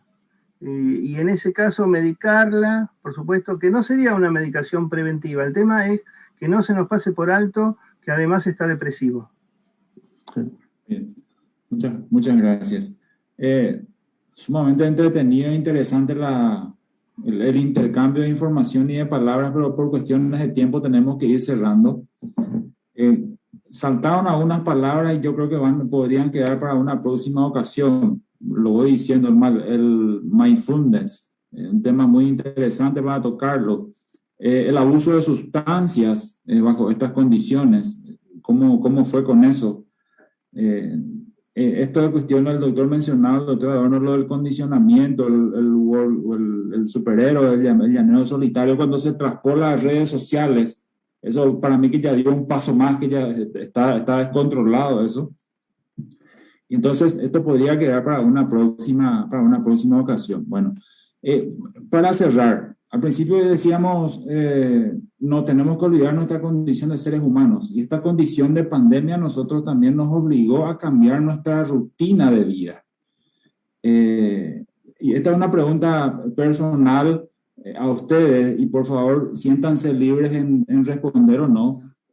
¿Cómo hicieron ustedes para recargar sus créditos a positivo para poder sobrellevar este tiempo? Yo me convertí en un asador experto, pero siempre iba acompañado de una copa de vino. Dije, bueno, o termino siendo chef o alcohólico al final. Dejé de cocinar. Bueno, pero me gustaría que me cuenten un poco cómo lo afrontaron ustedes desde el punto de vista personal. No sé quién empieza a comentar. Yo le puedo comentar. Yo le comento y después tomar la palabra el doctor Adorno y el doctor Pascual. Bueno, la verdad que yo creo que el poder apoyarse en los otros colegas, ¿verdad? El poder apoyarse en amigos, el poder mantener, como vos mismo decías, doctor Jesús, no un distanciamiento social, sino un acercamiento, o sea, ¿cómo diríamos? Una socialización, pero previendo esta cuestión del contagio, el uso de tapabocas y al adoptar el nuevo modo que hablan, yo creo que hace un poco a que uno se vaya adaptando y que se fortalezca esta resiliencia que mencionaba en uno de los trabajos, ¿verdad? Que parece ser el factor que realmente va a hacer la diferencia a la hora de arrojar los números de burnout en este momento de la pandemia o habiendo transcurrido 12 o 24 meses de la pandemia, ¿verdad? Ya veremos cómo se va viendo el panorama de acá a un futuro, ya que en este momento todavía los números son bastante diferentes y yo creo que se tiene que tener en cuenta siempre esto que mencionaba y así hincapié el doctor Pascual, el doctor Adorno, en el apoyo de los líderes, ¿verdad? Que uno debe apoyarse, debe tener líderes fuertes, debe tener liderazgos fuertes en sus puestos de trabajo y por supuesto fuera del puesto de trabajo, la familia, el entorno social. Yo creo que en eso sin querer, de manera un poco intuitiva, fui cayendo y de esa manera tratar de ir salvándose un poco de estos síntomas del burnout y de lo devastadores que pueden ser es el cuadro, ¿verdad? Los demás. Alguien que haya tejido una manta. Doctor, adelante. Bueno, en mi caso yo la verdad que no es que me planteé qué hacer para enfrentar esta situación. Creo que las obligaciones de alguna forma me pasaron por arriba. Yo creo que en mi caso el hecho de estar con proyectos nuevos, un montón de proyectos nuevos que tenía de alguna forma la obligación de llevarlos a cabo y hacerlos con mucho placer. No sé, por ejemplo, básicamente proyectos educativos, educación en posgrado sobre temas de COVID, sobre temas de ética, sobre temas de asignación de recursos, trabajos con el Ministerio de Salud, capacitación a gente del interior del país. La verdad que, digamos, como rol societario, todos esos proyectos los tuvimos que llevar adelante por una cuestión ética, científica, académica. Y desde el punto de vista del grado de la Escuela de Medicina, bueno, también tuve que empezar a aprender un montón de cosas de educación virtual. Digamos, uno siempre hacía alguna cosita, alguna clase, qué sé yo, pero hacer todo un programa en la virtualidad con cuestiones pedagógicas, bueno, hubo que aprenderlo. Y bueno, todos esos proyectos de alguna forma, no digo que me hicieron olvidar de la situación, pero me mantenían de alguna forma ocupado. Muy bien. Doctor Víctor. Ahí el doctor Pascual entraría en el workaholic, entonces, doctor Víctor. Sí, así mismo. Ya le tenemos diagnosticado al doctor. Sí, después me ha vuelto una enfermedad. Me debe dar como 50. Sí, no, yo Lo creo importante que... es tener la herramienta nomás, doctor Pascual, ¿verdad? Para Igual yo poder enfrentar me tomo mi sertralina después.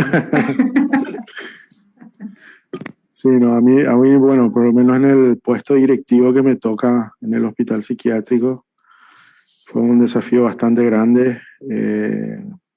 Muchas cuestiones relacionadas justamente a toda esta situación de la pandemia, con el tema de los insumos, los medicamentos, la reorganización de los servicios, de las salas, del consultorio, ¿verdad?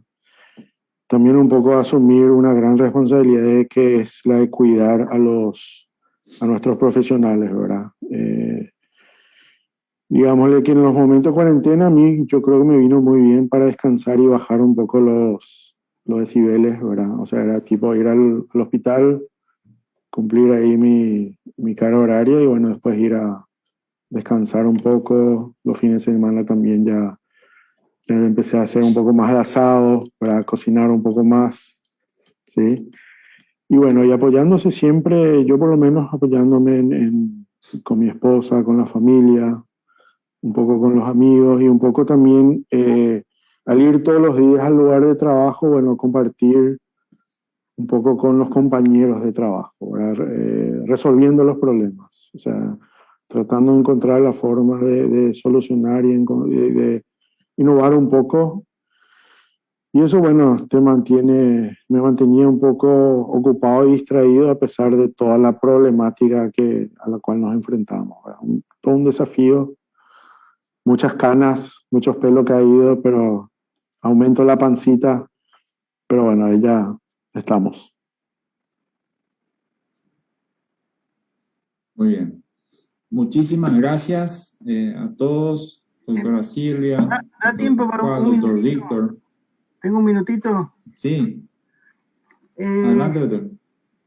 Tomando algunas palabras de Víctor, cuando hablaba de cómo prevenir el burnout, entre algunas cosas que mencionó, lamentablemente en la carrera de medicina, por lo menos en Argentina, esa materia no está, y uno la empieza a aprender en algún que otro posgrado, pero la realidad es que si uno entrara al ruedo laboral sabiendo liderazgo, sabiendo comunicación oral, escrita, a colegas, al público, sabiendo negociación, porque una de las terapéuticas del burnout es el entrenamiento en comunicación. Si uno entrara a las residencias con toda esa cancha de saber hablar, de saber dialogar, de saber negociar, eso ya es un paso ganado, pero no existe esa materia en la carrera de medicina. ¿Por qué no existe? Y después a veces está en algún que otro posgrado, pero creo que eso es algo que tiene que estar dentro de lo que es el concepto de salud laboral. Tendría que estar salud laboral como materia también. Y dentro de la salud laboral hace estos conceptos de la relación con los pares, cómo se tiene que dar, los conceptos de liderazgo, de comunicación, etcétera, ¿no? Sí, perdón, yo quiero agregar también, porque también hay que tener en cuenta que la profesión médica y estando en un hospital o en un centro que provee servicios médicos, generalmente la gente asume el liderazgo natural del médico. Generalmente los médicos son los que asumen ciertas posiciones donde hay muchas tomas de decisiones, ¿sí? Entonces, como dijo el doctor, no tenemos una capacitación o una materia sobre eso en la facultad. Salimos al ruedo laboral y boom, ya vamos ocupando esos puestos. Y bueno, y tanto los militares como los médicos, nosotros tenemos un entrenamiento así bien vertical. Yo doy las órdenes y se cumple, ¿verdad? Pero solo en esos dos ambientes se hace de esa manera. Fuera de todos los otros ambientes se hace de distinta manera. Entonces ahí es donde chocamos también un poco con la realidad, ¿verdad? Muy bien. Esta sí es la última.